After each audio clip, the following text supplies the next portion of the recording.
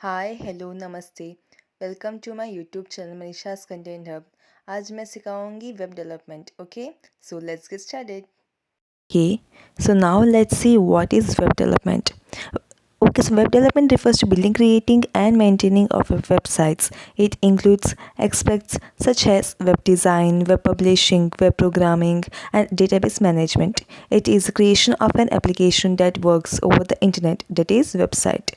Okay so now हमने देखा है कि आजकल सब ऑनलाइन में हो रहा है।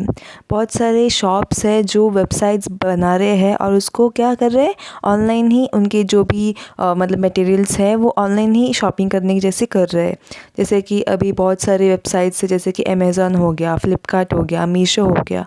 उन लोग क्या कर रहे हैं, पहले अपना वेबसाइट बना रहे, देन आफ्टरवर्ड्स उससे एक ऐप भी बना रहे। तो उसमें क्या होता है कि हमको घर पे बैठ के ही जो भी शॉपिंग करना होता है वो हम इजीली वेबसाइट्स के थ्रू कर सकते हैं। ई कॉमर्स वेबसाइट्स है तो उसमें कैसे कि हम शॉप कर सकते हैं। उसमें हमको ऑप्शंस है कि ऑनलाइन डिलीवरी कर सकते हैं उसमें, और मतलब ऑनलाइन डिलीवरी के बाद ही हम पैसे दे सकते हैं तो वैसे सब बहुत सारे होते हैं। तो वैसे ही वेब डेवलपमेंट आजकल बहुत ज़्यादा ही इम्पोर्टेंट होते जा रहा है। तो इसका जो कोर्स है ये भी बहुत ज़्यादा इम्पोर्टेंट है, क्योंकि वेबसाइट्स बनाना लाइक उतना मुश्किल भी नहीं है। तो अगर हमने नहीं सीखा तो मुश्किल हो सकता है, ऑब्वियसली बात है। तो इसलिए सीखना बहुत इम्पॉर्टेंट है। सो मैं अभी लेके आ रही हूँ वेब डेवलपमेंट कोर्स, जिसमें मैं वेब डेवलपमेंट जो भी चाहिए होता है, HTML CSS जावास्क्रिप्ट, वो सब मैं सिखाऊंगी। ओके, सो ये रहा व्हाट इज़ वेब डेवलपमेंट। अब हम देखेंगे कि वेब डेवलपमेंट हमें क्यों यूज़ करते हैं। Okay, so now let's see why web development. Web development is done by web developer. Web developers create and maintain websites. They are also responsible for the site's technical aspects, such as its performance and capacity, which are measures of a website's speed and how much traffic the site can handle. In addition, web developers may create content for the site. अभी क्या होता है कि ये जो websites जो बनाते हैं उन्हें कहते हैं वेब डेवलपर। अगर हम वेबसाइट बना रहे हैं तो हमें वेब डेवलपर बोला जाएगा। तो हमें क्या होगा, क्या मतलब वेब डेवलपर को क्या करना है कि हमको वेबसाइट्स बनाना है, और उसको सिर्फ ऐसे ही नहीं ना कि हमने बनाया और हो गया फिनिश, उसको मेंटेन भी करना है। सो वेब डेवलपर्स क्या करते हैं, क्रिएट और मेंटेन दोनों करते हैं।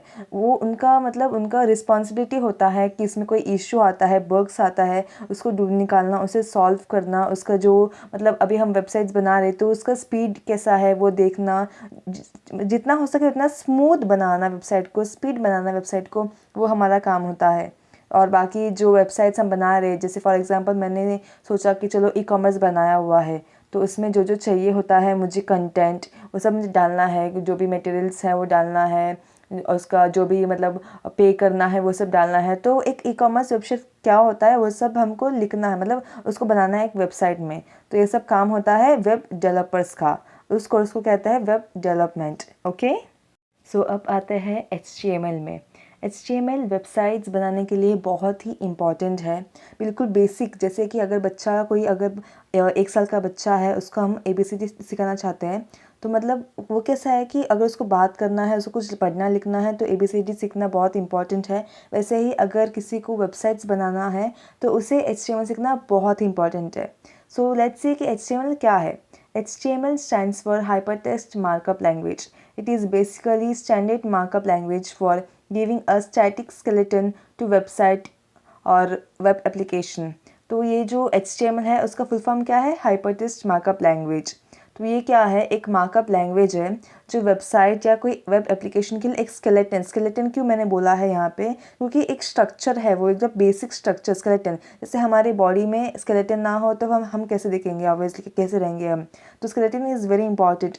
तो मैंने इस यहाँ पे इसलिए स्केलेटन वर्ड यूज़ किया है। आगे देखेंगे इसके एग्जाम्पल्स, तो आपको एक जनरल आइडिया आएगा कि HTML क्या है, और उसके साथ जो जो यूज़ करते हैं वो सब क्या है, वो बाद में आपको आइडिया आएगा। अभी मैं सिर्फ डेफिनेशन बता रही हूँ कि वो क्या है ऐसा। सो अब देखते हैं CSS क्या है। तो CSS stands for Cascading Style Sheet. It is used to handle the presentation of web page containing HTML. It makes a website beautiful and modern looking. सो ये CSS क्या है और ये किस लिए यूज़ होता है कि जब मैंने बोला HTML क्या है तो मैंने क्या कहा कि एक स्केलेटन है, कोई स्ट्रक्चर है। तो जब स्केलेटन बना दिया तो अब क्या आएगा उसके ऊपर तो स्किन आएगा ना, तभी तो कोई इंसान बनेगा। तो CSS भी वही काम करता है कि पहले HTML क्या देता है, एक स्ट्रक्चर देगा, तो उसको डिज़ाइन में कन्वर्ट करने के लिए उसको हम CSS में यूज़ करते हैं। जैसा कि कोई वर्ड है, उसका जो कलर है वो नॉर्मल तो डिफ़ॉल्ट तो ब्लैक ही रहेगा। तो हम चाहते हैं अगर उस वर्ड का कलर रेड हो या कोई और कलर हो तो हम उसे CSS यूज़ करेंगे। तो वेबसाइट को डिज़ाइन करने के लिए बेसिकली CSS का यूज़ होता है। ओके, अब देखते हैं हम जावास्क्रिप्ट।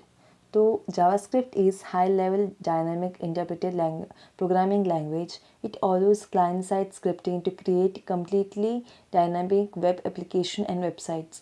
ओके, सो जैसे लॉजिक के हिसाब से मैंने बताया कि HTML उसका स्ट्रक्चर है, CSS उसका स्किन है। तो ऑब्वियसली अगर इंसान को मैंने बना दिया स्ट्रक्चर और स्किन दे के, अब वो काम कैसे करेगा? अगर मैंने उतना ही बनाया तो बस बैठे रहेगा ना, वो मैंने जैसे छोड़ा वैसे ही रहेगा वो। अगर उसको मैंने दिमाग ही नहीं दिया तो वो काम कैसे करेगा?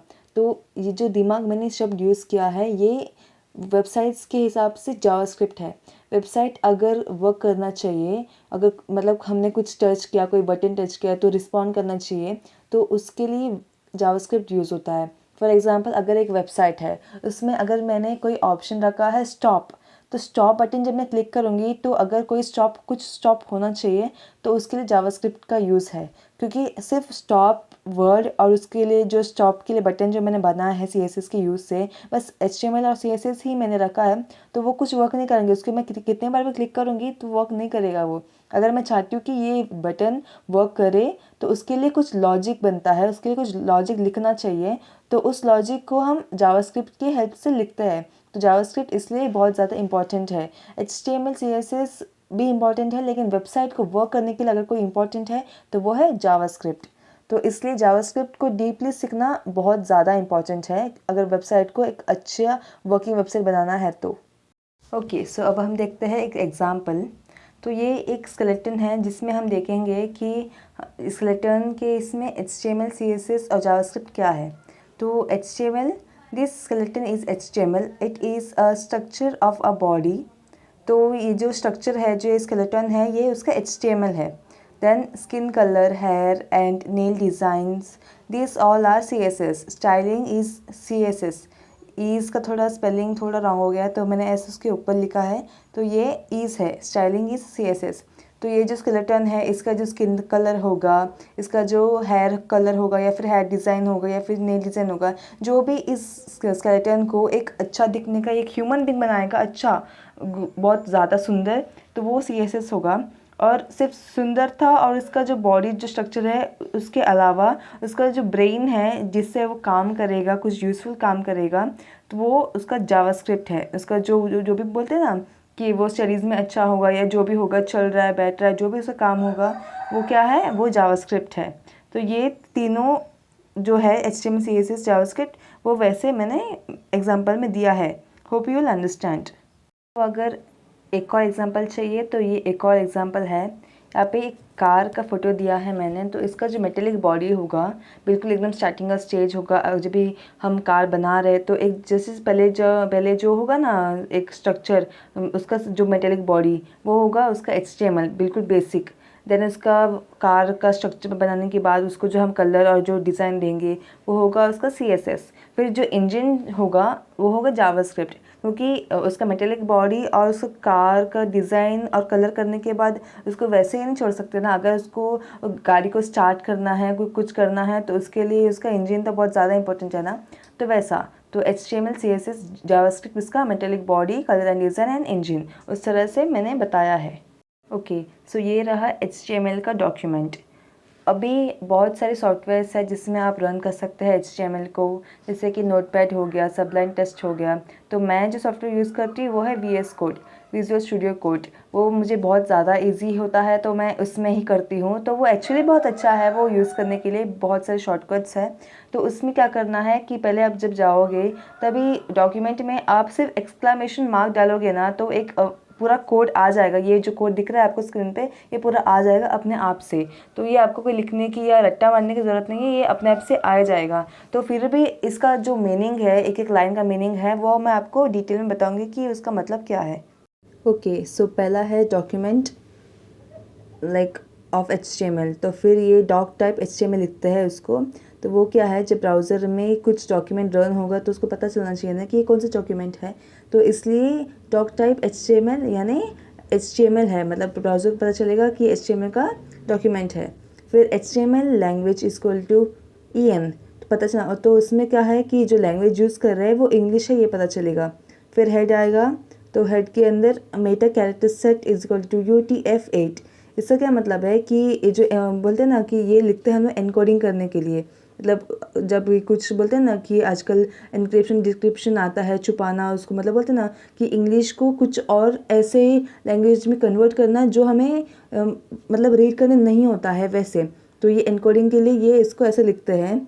फिर meta name is equal to viewport contact is equal to width is equal to device weight initial scale 1.0.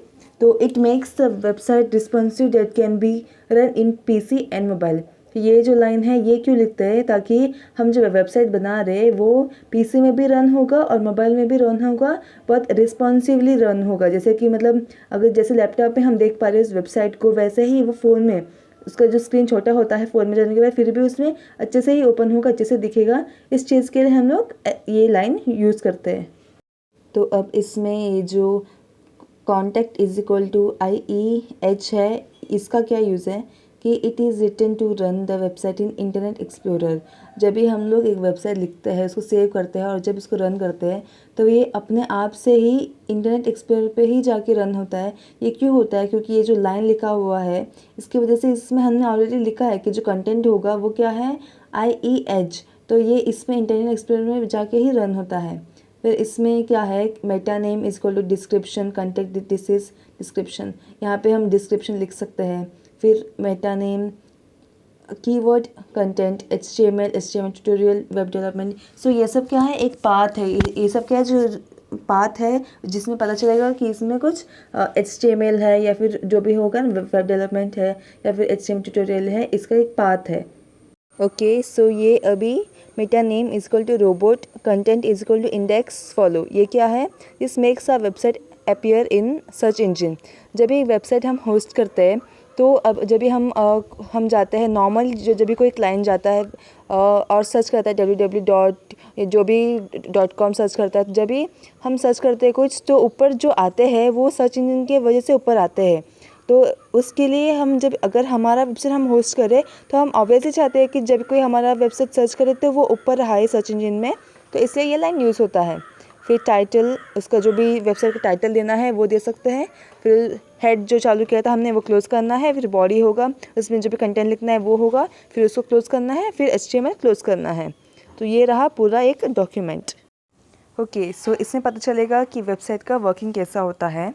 कि ये जो क्लाइंट है, फॉर एग्जांपल मैं क्लाइंट हूँ और मैं जा रही हूँ और सर्च कर रही हूँ www.flipkart.com। तो जब मैंने ऐसे ही सर्च किया तो मेरा जो रिक्वेस्ट है वो जाएगा वेब सर्वर पर और वो मुझे अपना वेबसाइट रिटर्न करेगा। वेबसाइट रिटर्न करेगा, इसका मतलब क्या है कि इसमें जो कंटेंट है, कंटेंट मैंने कैसे बनाया, with the help of HTML CSS JavaScript और जो भी लैंग्वेजेस है उसको, तो वो मुझे रिटर्न करेगा। तो ऐसा एक वर्किंग होता है, ऐसा एक फ़्लो है, एक स्ट्रक्चर है जिसमें वेब उसका जो है वो वर्क होता है ऐसे।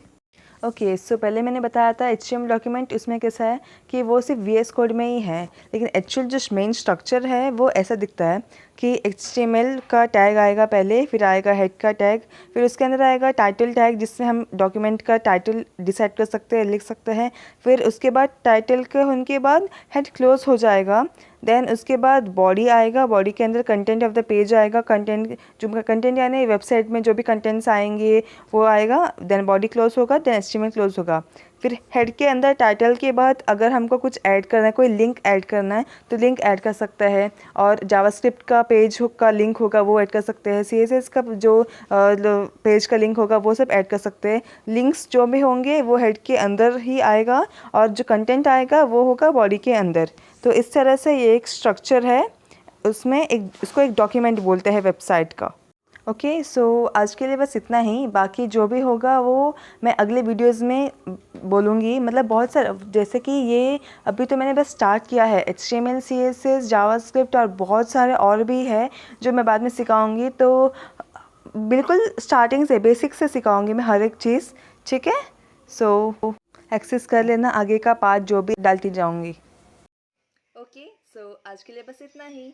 अगर आपको अच्छा लगा तो like, share and comment and please subscribe. और thank you so much, see you next time.